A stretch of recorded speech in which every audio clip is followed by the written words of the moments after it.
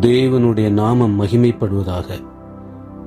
இந்த நாளிலும் நாம் தியானிக்கும்படியாக எடுத்துக்கொள்ளப்பட்ட வேத வசனம் 1 கொரிந்தியர் 4:5. ஆனதால் கர்த்தர் வருமளவும் நீங்கள் காலத்திற்கு முன்னே யாதொன்றையும் குறித்தும் தீர்ப்பு சொல்லாதிருங்கள்.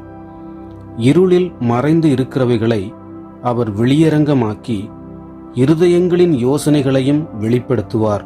அப்பொழுது அவன் அவனுக்குரிய புகழ்ச்சி தேவனால் உண்டாகும். நாம் நம்முடைய அன்றாட வாழ்க்கையில் பல நபர்களை சந்திக்கலாம். நாள்தோறும் நாம் பல நபர்களை சந்தித்துக் கொண்டே இருக்கின்றோம். சில நபர்களை நாம் ஒருமுறை மட்டும் சந்திக்கின்றோம். ஆனால் சில நபர்களை நாம் பலமுறை சந்திக்கின்றோம். அடிக்கடி அந்த நபர்களை நாம் பார்க்கின்ற வாய்ப்புகள் வருகின்றது. சில நபர்களை நாம் ஆலயத்தில் எல்லா வாரமும் சந்திக்கின்றோம். சில நபர்களை நாம் நாள்தோறும் நம்முடைய பணி ஸ்தலங்களில் சந்தித்துக் கொண்டிருக்கின்றோம். ஆனால் அப்படி சந்திக்கப்படுகின்ற நபர்கள் எல்லோரும் ஒரு தரப்பட்ட நபர்கள் கிடையாது. ஒவ்வொரு நபர்களும் வித்தியாசம் உள்ளவர்களாக இருக்கின்றார்கள். சில நபர்கள் ஆவிக்குரிய வாழ்க்கையில் மிகவும் எழுச்சியுடன் காணப்படுகின்றனர். ஆனால் சில நபர்கள் ஆவிக்குரிய வாழ்க்கையில் மிகவும் பலவீனமடைந்து மிகவும் தாழ்ந்த ஒரு நிலையில் இருக்கின்றார்கள். சில நபர்கள் மிகவும் துன்மார்க்கமாக நம்முடைய கண்களுக்கு முன்பாக தெரிகின்றனர். ஆனால் சில நபர்கள் மிகவும் நீதிமான்களாக நம்முடைய கண்களுக்கு முன்பாக தெரிகின்றனர்.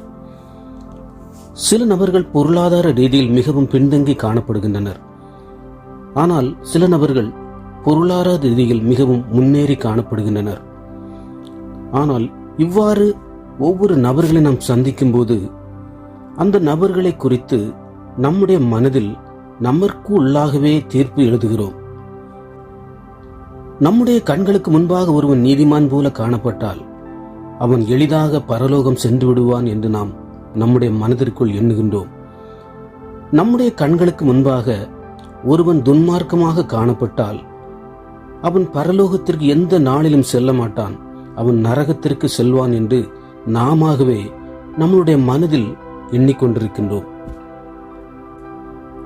ஒருவன் தன்னுடைய வாழ்க்கையில் எழ முடியாதபடிக்கு பல வழிகளில் அடி வாங்கிக் கொண்டே இருக்கும்போது நாம் நம்முடைய மனதில் நாமாகவே நினைத்துக் கொள்கிறோம், இது அவனுக்கு கடவுள் கொடுக்கின்ற தண்டனை, அதனால்தான் அவன் இவ்வாறு அவனுடைய வாழ்க்கை செல்கின்றது என்று.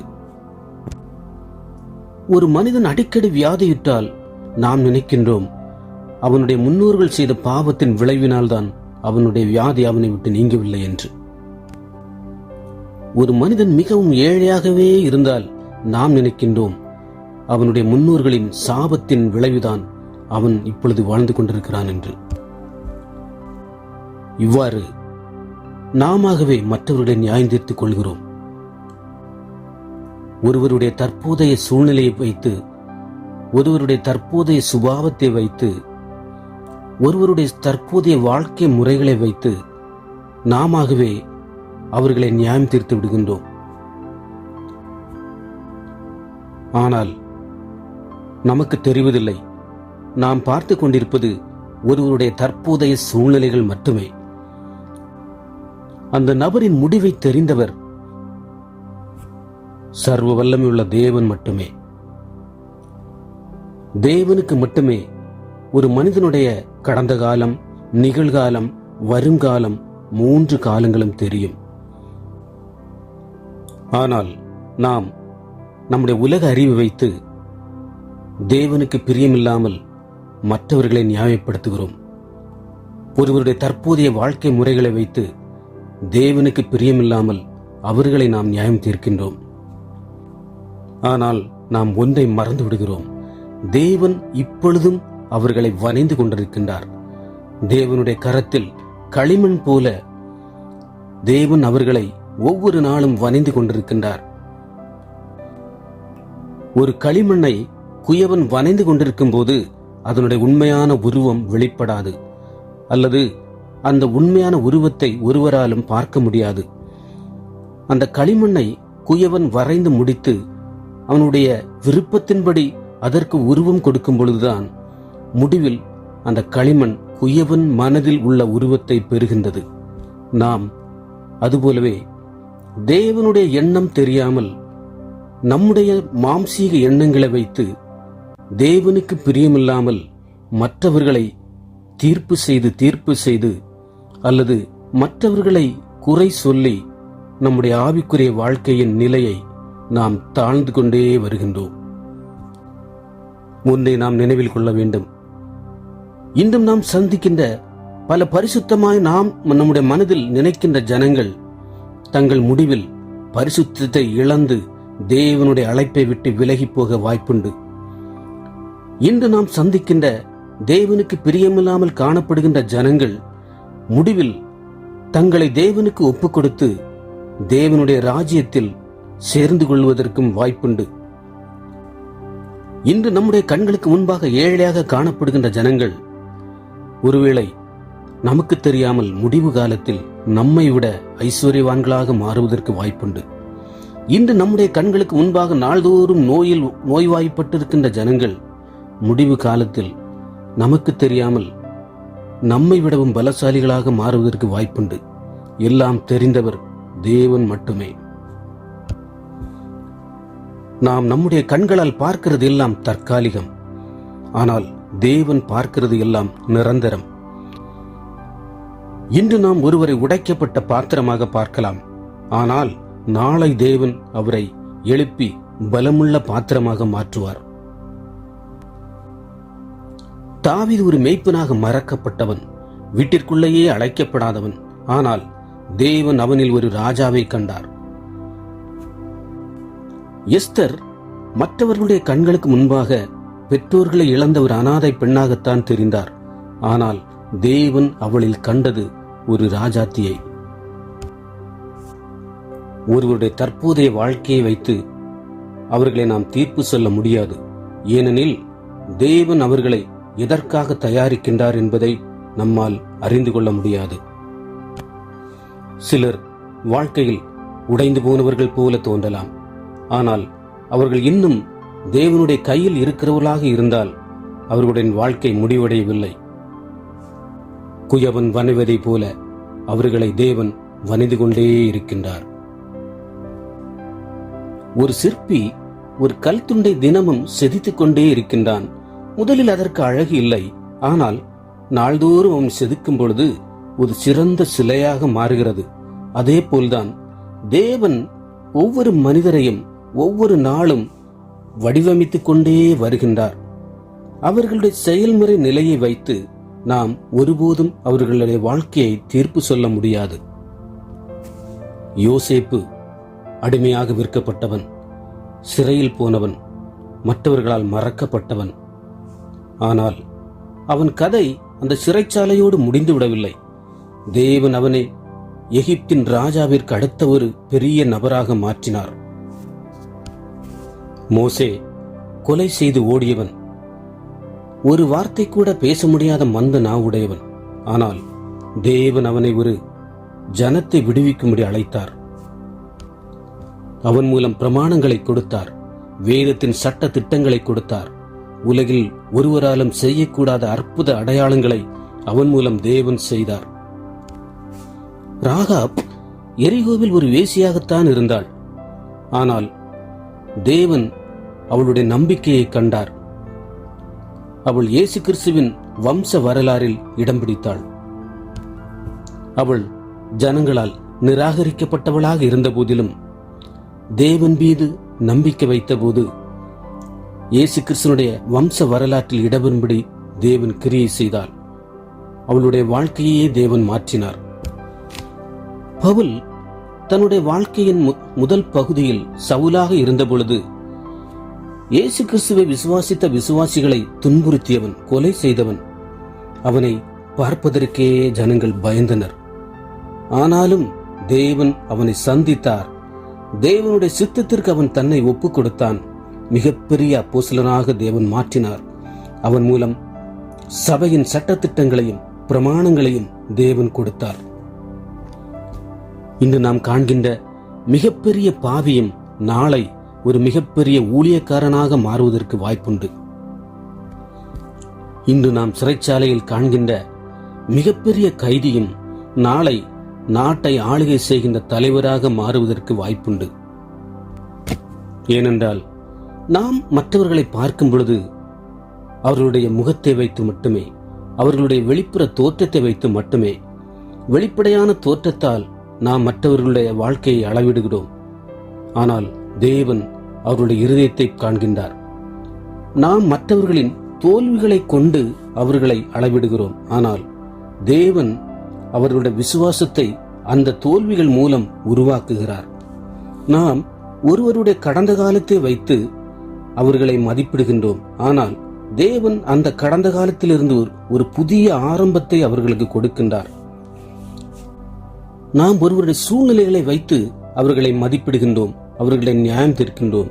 ஆனால் தேவன் இன்னும் அவர்களை தம்முடைய கட்டுப்பாட்டில் தான் வைத்திருக்கின்றார். இயேசுவோடு சிலுவையில் அறையப்பட்டு இயேசுவின் 2 புறங்களிலும் இருந்த கள்ளர்களை மற்றவர்கள் ஒரு குற்றவாளியாகத்தான் பார்த்தனர். ஆனால் அந்த கள்ளர்களிலும் தேவன் ஒரு மனம் மாறிய இருதயத்தை கண்டார். ஒரு கள்ளன் இயேசுவிற்கு தன்னை ஒப்புக் கொடுத்த போது இயேசு கிறிஸ்துவோடு பரதீசில் இருக்கும் சிலாக்கியத்தை பெற்றுக் கொண்டான். நாம் ஒன்றை மறந்து விடுகின்றோம். நாம் மற்றவர்களை தீர்ப்பு செய்கின்றபடியே நமக்கும் பின்னாளில் தீர்ப்பு செய்யப்படும் என்று. நாம் மற்றவர்களுக்கு கொடுக்கின்ற மதிப்பீடுகளைப் போலவே நமக்கும் மதிப்பீடுகள் கொடுக்கப்படும் என்று நாம் உண்மையாகவே நம்முடைய இருதயத்தில் மறந்து விடுகின்றோம். நாம் மற்றவர்களை குற்றம் தீர்க்கும் பொழுது அல்லது மற்றவர்களை நியாயம் தீர்க்கும் பொழுது, நாம் மற்றவர்களை மதிப்பிடும் பொழுது தேவன் நமக்கு காட்டிய கிருபையை நாம் மறந்து விடுகின்றோம். தேவன் நமக்கு கொடுத்த இரக்கத்தை இழந்து போகின்றோம். தேவனுடைய கிருபைக்கு எதிராக நாம் நிற்கின்றோம். கடந்த காலத்தில் தேவன் நம்மேல் வைத்த கிருபையினால் தான் நிகழ்காலத்தில் நாம் இவ்வாறு இருக்கின்றோம் என்பதை நாம் மறந்து விடுகின்றோம். தேவன் நம்முடைய வாழ்க்கையில் செய்த ஒவ்வொரு நன்மைகளை மறந்து நாம் மற்றவர்களை குற்றப்படுத்திக் கொண்டே இருக்கின்றோம். தேவன் நம் மீது வைத்த இரக்கத்தினால்தான் நாம் இப்பொழுது வாழ்ந்து கொண்டிருக்கின்றோம் என்பதை நாம் மறந்து விடுகின்றோம். அதே தேவன் அவர்கள் மீதும் இரக்கம் வைக்கிறார் என்று நாம் ஒருபோதும் நினைப்பது கிடையாது.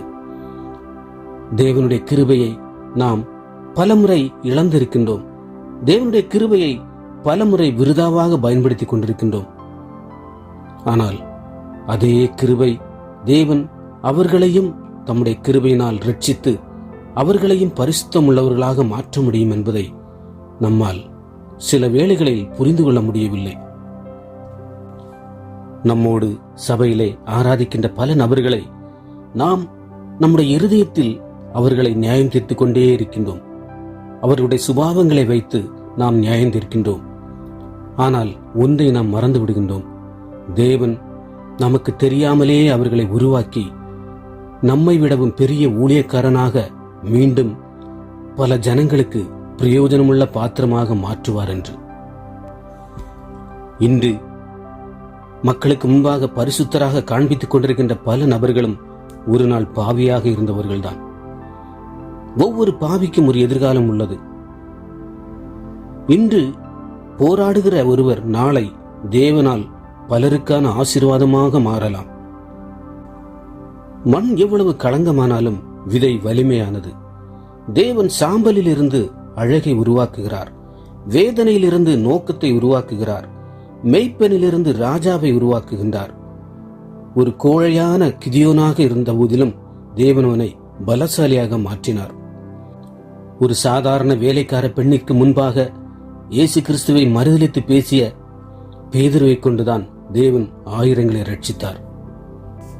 விசுவாசத்தில் பலம் கொண்டு இருந்த தோமாவை கொண்டுதான் தேவன் இந்திய தேசத்திற்கு ரட்சிப்பை கொண்டு வந்தார். இன்று வேதாகமத்தை கிழித்துக் கொண்டிருக்கின்ற அநேகர் நாளை அதே வேதாகமத்தை சுமந்து கொண்டு தேவனுடைய நாமத்தை பறைசாற்றுவர்களாக மாறலாம். இன்று கிறிஸ்தவர்களை துன்பப்படுத்துகின்ற, தேவனுக்கு பயந்தவர்களை துன்பப்படுத்துகின்ற, தேவனுடைய சபையை நாள்தோறும் துன்பப்படுத்துகின்ற ஜனங்கள் நாளை தேவனால் தொடப்பட்டு மிகப்பெரிய ஊழியக்காரர்களாக மாறுவதற்கு வாய்ப்புண்டு. இன்று பலராலும் ஒதுக்கப்பட்டு காணப்படுகின்ற ஜனங்கள் நாளை மிகப்பெரிய அந்தஸ்துள்ளவர்களாக மாறலாம். இன்று நம்முடைய கண்களுக்கு முன்பாக பரிசுத்தமாக காணப்படுகின்ற போதகர்கள் நாளை பரிசுத்தத்தை இழந்து போவதற்கு வாய்ப்புண்டு. இன்று நம்முடைய கண்களுக்கு முன்பாக பரிசுத்தமில்லாமல் காணப்படுகின்ற போதகர்கள் தங்களுடைய தவறுகளை உணர்ந்து தேவனுக்கு தங்களை ஒப்புக் கொடுத்து மீண்டும் மிகப்பெரிய ஊழியக்காரனாக மாறுவதற்கு வாய்ப்புண்டு. ஒரு விசை கூட நாம் நம்முடைய இருதயங்களை ஆராய்ந்து பார்ப்போம். நாம் என்ன மனநிலையில் இருக்கின்றோம், என்ன ஒரு ஆவிக்குரிய வாழ்க்கையை வாழ்ந்து கொண்டிருக்கின்றோம். மற்றவர்களை நியாயப்படுத்தி, மற்றவர்களை குற்றப்படுத்தி, மற்றவருடைய வாழ்க்கையை எப்பொழுதும் யோசித்து யோசித்து நம்முடைய வாழ்க்கையை இழந்து கொண்டிருக்கின்றோமா? அல்லது அந்த நபர்களுக்காக ஜெபித்து தேவனிடத்தில் அவர்களுக்காக மன்றாடி கொண்டிருக்கின்றோமா? ஒரு பாவியை காணும் பொழுது அவனை குற்றப்படுத்திக் கொண்டே இருக்கின்றோமா? அதே பாவிக்காக நாம் தேவனுடைய சமூகத்தில் நிற்கின்றோமா? உலகத்தால் நிராகரிக்கப்பட்டவர்களை நாமும் நிராகரிக்கின்றோமா? அல்லது அப்படிப்பட்ட ஜனங்களுக்காக தேவனிடத்தில் மன்றாடுகிறோமா? அவர்களை நம்மிடத்தில் சேர்த்து கொள்கின்றோமா? ஒரு மனிதனுடைய முடிவுரை என்பது மனிதனால் எழுதப்படக்கூடியது அல்ல. ஒரு மனிதனுடைய முடிவுரை என்பது தேவனால் முன்குறிக்கப்பட்டது, தேவனால் மட்டுமே எழுதப்படக்கூடியது. நாம் தேவனிடத்தில் நம்மை ஒப்புக் கொடுப்போம். நம்முடைய இருதயங்களை ஒரு விசை கூட பரிசுத்தப்படுத்துவோம். நம்முடைய வார்த்தைகளை பரிசுத்தப்படுத்துவோம். எண்ணங்களை பரிசுத்தப்படுத்துவோம். தேவனுக்கு பிரியமில்லாத எண்ணங்கள், சிந்தனைகள், குற்றப்படுத்துகின்ற சிந்தனைகள், மற்றவர்களை நியாயம் தீர்க்கின்ற சிந்தனைகளை நம்மை விட்டு அகற்றி தேவனிடத்தில் ஒப்புரவாகுவோம். தேவனிடத்திலிருந்து நாம் பெற்றுக்கொண்ட கிருபையை இழந்து விடாதபடிக்கு, தேவனிடத்திலிருந்து நாம் பெற்றுக்கொண்ட இரக்கத்தை நாம் இழந்து விடாதபடிக்கு, தேவனிடத்தில் நாம் பெற்றுக்கொண்ட பலத்தை நாம் இழந்து விடாதபடிக்கு, நமக்கு நியமித்திருக்கின்ற ஓட்டத்தில் தேவனுடைய கரத்தை பிடித்துக் கொண்டு நேரான வழியில் ஓடுவோம். மற்றவருடைய ஓடுபாதையை கவனித்து மற்றவர்களை குற்றப்படுத்துவதற்கு நாம் எந்த விதத்திலும் பாத்திரவான்கள் அல்ல. ஒவ்வொரு மனிதனுடைய ஓடுபாதையும் வித்தியாசமானது. ஒவ்வொரு மனிதன் ஓடுபாதையில் ஓடுபவர்களுடைய பலனும் வித்தியாசமானது. ஓடுபாதையில் ஓடுபவர்கள் எந்த வேகத்தில் முடிவுக்கு வருகின்றார்கள் என்று தேவன் பார்ப்பது கிடையாது. எப்படி வருகின்றார்கள் என்பதை மட்டும்தான் தேவன் பார்க்கின்றார். உலக பிரகாரமாக ஓடுபாதையில் ஓடும்போது முதலாவது வருவனுக்கு மட்டும்தான் பரிசு வழங்கப்படும். ஆனால் கிறிஸ்தவ வாழ்க்கையில், கிறிஸ்தவ ஓட்டத்தில் ஓடும் பொழுது தேவன் ஒரு மனிதனுடைய வேகத்தை வைத்து பார்ப்பது கிடையாது. அந்த ஓடுபாதையில் அவன் எவ்வாறு தன்னுடைய கற்பனைகளுக்கு உட்பட்டு, தன்னுடைய கிருபைக்கு உட்பட்டு, தன்னுடைய இரக்கத்திற்கு உட்பட்டு, தன்னுடைய பரிசுத்தத்திற்கு உட்பட்டு ஓடுகிறானா என்றுமே பார்க்கின்றார். ஏனெனில் ஓட்டத்தை துவக்குகிறவர் இயேசு கிறிஸ்து, அந்த ஓட்டத்தை முடிப்பவரும் இயேசு கிறிஸ்து மட்டுமே.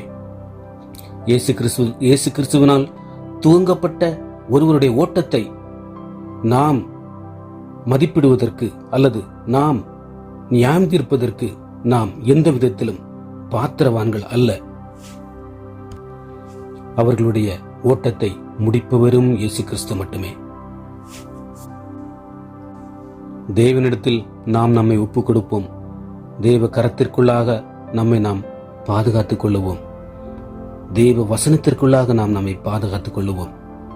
தேவ கிருபையை இழந்து விடாதபடிக்கு தேவன் நம்மை ஒவ்வொரு நாளிலும் வணைந்து கொண்டு தேவன் விரும்பிய ஒரு பாத்திரமாக மாறும்படி நாம் தேவனுடைய கரத்திற்குள் அடங்கி இருப்போம். தேவன் தாமே இந்த வார்த்தைகளை கேட்ட ஒவ்வொருவரையும் ஆசீர்வதிப்பாராக. ஆமென்.